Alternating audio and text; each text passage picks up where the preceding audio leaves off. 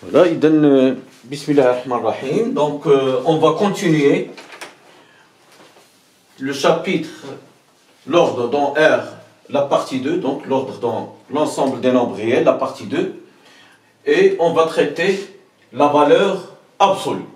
Donc, on a déjà traité les intervalles, les propriétés de comparaison entre deux nombres réels, et maintenant, on va traiter la valeur absolue. Donc, pour commencer, alors, on va traiter cette activité, soit la droite numérique munie d'un repère OI.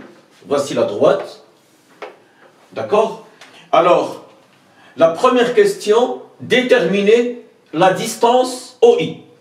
Donc, du moment où je dis, donc, si on écrit AB comme ça, c'est la distance AB. Lorsque j'écris AB comme ça, c'est la droite AB. Et si j'écris AB comme ça, c'est la demi-droite d'origine A passant par B. Et là, c'est le segment AB, bien sûr. Il y a aussi donc le vecteur AB.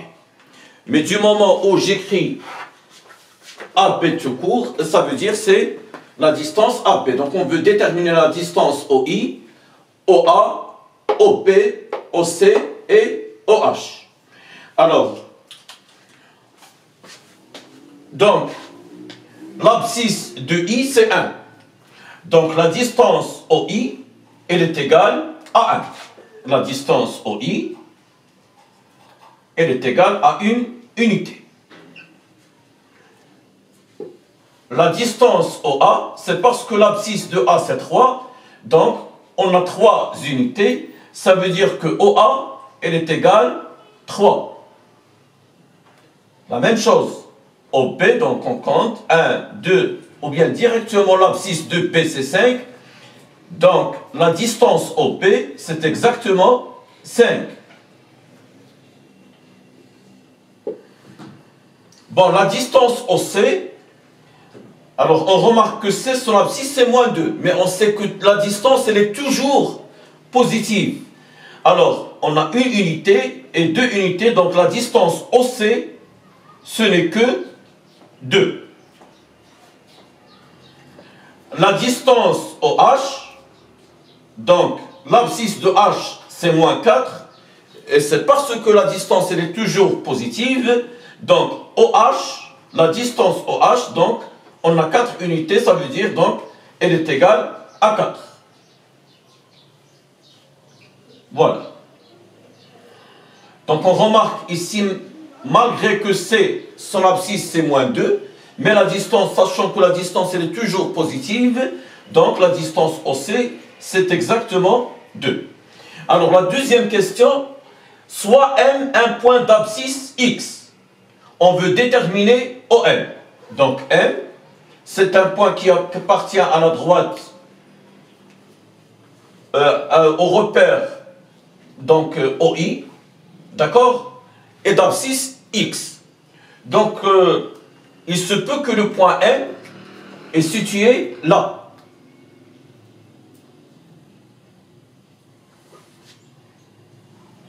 Donc, la distance OM, la distance, si M, elle est située à droite de l'origine O, donc la distance OM, c'est X. OM, elle est égale à X, si X, elle est supérieure ou égale à 0. Parce que X, elle est située à droite de O. Alors, il se peut que M, il se peut que le point M, il est situé à gauche du point O, par exemple là. L'abscisse de M, c'est X. X, c'est un nombre négatif. C'est un réel négatif. Donc, OM, la distance, et c'est parce que la distance OM, elle est positive, donc OM ne peut pas être égal X, parce que X est négatif. Mais OM, elle est égale à moins X. Parce que, regardez, lorsqu'on veut déterminer la distance OC, l'abscisse de C, c'est moins 2, mais la distance OC, c'est 2. C'est moins 2. Lorsqu'on veut déterminer la distance OH, l'abscisse de H, c'est moins 4. Mais la distance OH, c'est moins 4 qui est 4. Donc, OM, la distance OM, elle est égale à moins X si X, elle est inférieure ou égale à 0. Alors, il reste le cas si le point M il est confondu avec O. Alors, la distance entre deux points confondus, c'est 0. Donc, la distance entre si le point O est confondu avec le point M, alors la distance OM, elle est égale à 0. Ça veut dire si l'abscisse de M, c'est 0. Alors, c'est ainsi qu'on définit cette distance OM avec M, un point d'abscisse X. La distance OM, c'est la valeur absolue de X. Et du coup, donc, on peut déduire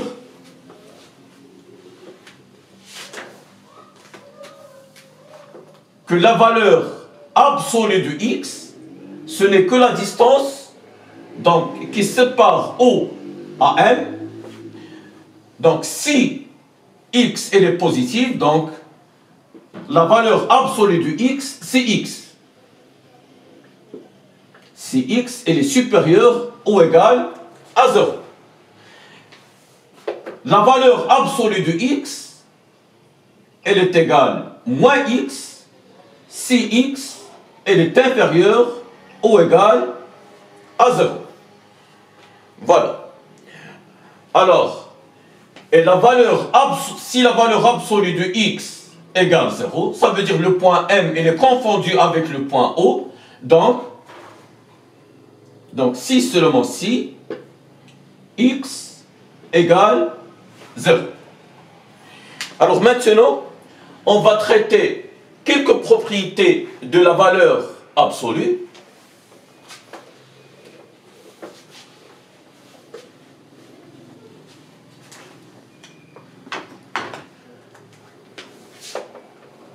Alors, soit R, un réel positif, ça veut dire appartient à l'intervalle 0 plus l'infini. Ou bien, donc, R appartient à R+. Alors, si la valeur absolue de X, elle est égale à R, ben si seulement si X, elle est égale à R, ou X égale moins R. Ben, je donne un exemple.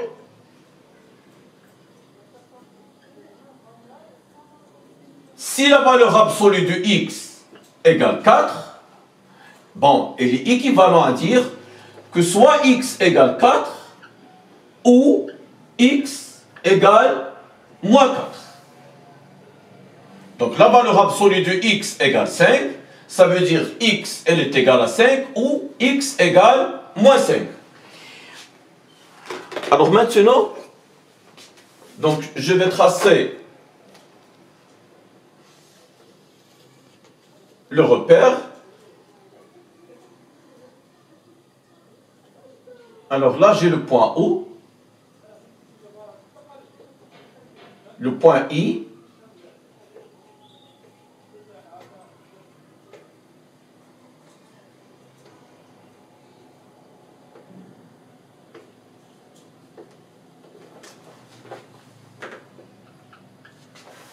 bien. Alors maintenant, on va traiter donc un exemple. Si la valeur absolue de X, elle est inférieure ou égale à 4. Ben, si la valeur absolue de X, elle est inférieure ou égale à 4, donc là j'ai le point O d'abscisse 0, 1, 2, 3 et 4. Donc là c'est moins 1, moins 2, moins 3 et moins 4. Ici, c'est le point d'abscisse moins 5, etc. Donc, la valeur absolue de X, elle est inférieure ou égale à 4.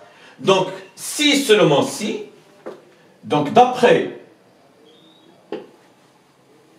la droite, ou bien le repère muni du vecteur OI, alors si seulement si, x est compris entre moins 4 et 4.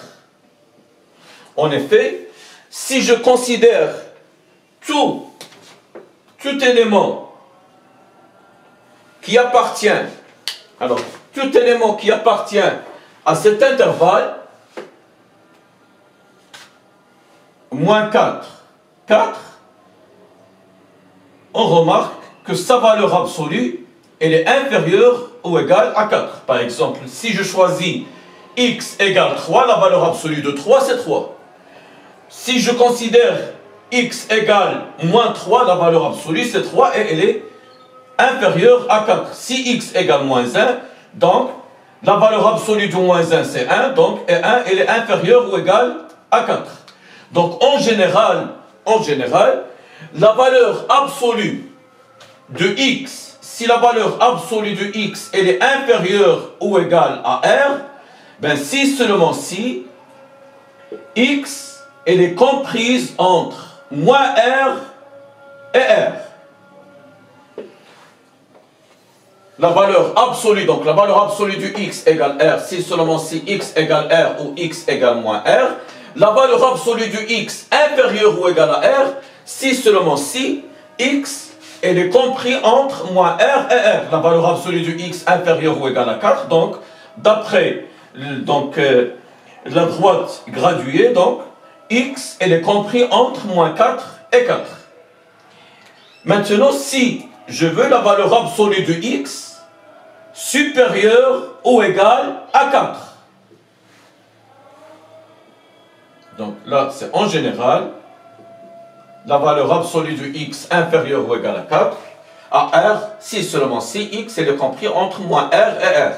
Alors, si je considère un élément qui appartient à la zone assurée en noir, donc toute valeur qui est supérieure ou égale à 4, il répond à la question.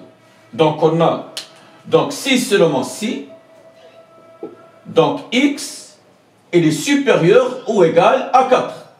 Donc là, il y a 5, il y a 6, 20 000, 50 000, la valeur absolue, leur valeur absolue, il est supérieur ou égal à 4.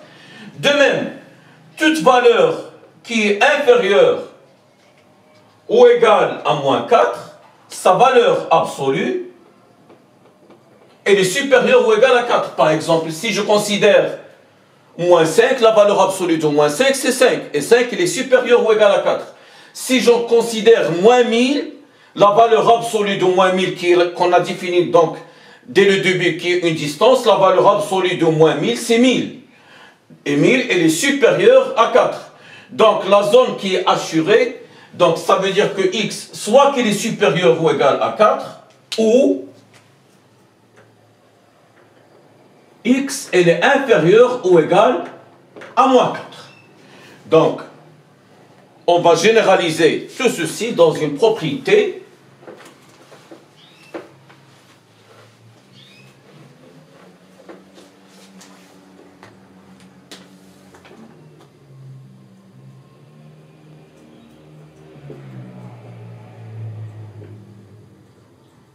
Alors, soit R, un élément de R+, ça veut dire positif. Donc, la valeur absolue de x égale R, si et seulement si seulement si, x égale R ou x égale moins R. La valeur absolue de x, elle est inférieure ou égale à R, donc si et seulement si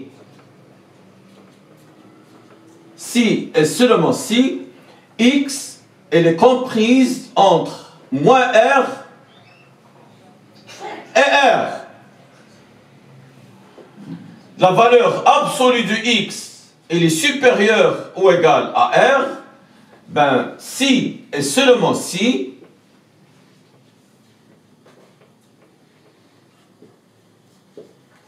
x il est supérieur ou égal à r, ou x il est inférieur ou égal à moins r. Voilà. Donc, la valeur absolue, je répète, la valeur absolue du x égale r. X, c'est r ou bien moins r. Si la valeur absolue du x elle est inférieure ou égale à r, ça veut dire que x elle est compris, il appartient à l'intervalle moins r, r. Et si la valeur absolue du x est supérieure ou égale à r, d'après ce qu'on a vu l'exemple de tout à l'heure, donc, si et seulement si x est supérieur ou égal à r, ou x elle est inférieure ou égale à moins r. Alors, ça c'est la première propriété. La seconde propriété, ce sont les opérations sur la valeur absolue. Alors, donc, on sait très bien que la valeur absolue de x, elle est égale à la valeur absolue de moins x. Alors, exemple,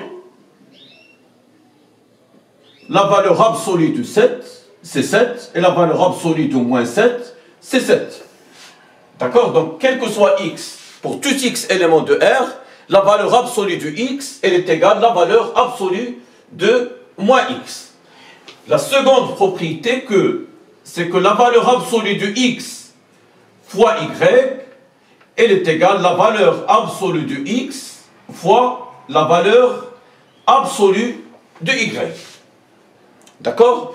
Donc, ce sont les opérations sur la valeur absolue. Par exemple, alors, la valeur absolue de 5 que multiplie moins 7, elle est égale à la valeur absolue de 5 que multiplie la valeur absolue de moins 7. En effet, 5 fois moins 7, c'est moins 35. Donc, il est identifiquement équivalent à moins 35. Il est égal à la valeur absolue de 5, c'est 5. Et la valeur absolue de moins 7, c'est 7. Et la valeur absolue de moins 35, c'est 35. Voilà. Alors, et l'inégalité triangulaire, ça veut dire que pour tout x, y, on a la valeur absolue de x plus y, elle est inférieure ou égale à la valeur absolue de x plus la valeur absolue de y. La valeur absolue de x plus y, elle est inférieure ou égale à la valeur absolue de x plus la valeur absolue de y. Donc, exemple, je prends x égale 5 et y égale moins 7. Alors, on a 5 plus moins 7, elle est égale moins 2. Donc, la valeur absolue de 5 plus moins 7, c'est la valeur absolue de moins 2 qui est égale à 2. Mais la valeur absolue de 5 plus la valeur absolue de 7, elle est égale à 12, dans la mesure que la valeur absolue de 5 égale 5, et la valeur absolue de 7, c'est 7, et 5 plus 7, c'est 12. Et finalement, si y est différent de 0, alors on a la valeur absolue de x sur y, elle est égale à la valeur absolue de x sur la valeur absolue de y. Sur la valeur absolue de y. Alors on va faire une petite application.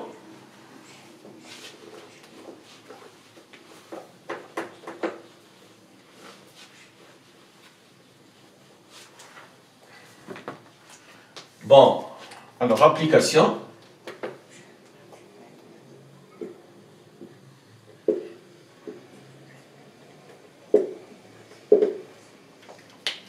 Alors, par exemple, on veut résoudre l'équation, la valeur absolue de x plus 3 égale 5. Donc, on a dit que ça c'est une expression algébrique. On a dit que la valeur absolue du x égale r, ça veut dire x égale r ou x égale moins r. Donc, la valeur absolue, donc si seulement si, x plus 3, elle est égale à 5, ou x plus 3, elle est égale moins 5. Donc, si seulement si, x égale 5 moins 3, ça fait 2. Ou x égale, donc, plus, ça devient moins. Donc, moins 5 moins 3, ça fait moins 8. Donc, l'ensemble des solutions, c'est la paire de moins 8. Bon, je remplace. 2 plus 3, c'est 5, et la valeur absolue de 5, c'est 7. Et moins 8 plus 3, c'est 5. Et la valeur, moins 8 plus 3, c'est moins 5. Et la valeur absolue de moins 5, c'est 5. Alors, donc, maintenant, donc, je veux résoudre l'inéquation suivante. 2x moins 1 inférieur ou égal à 3. 2x moins 1 inférieur ou égal à 3. Donc, on a dit que la valeur absolue du x inférieure ou égale à r.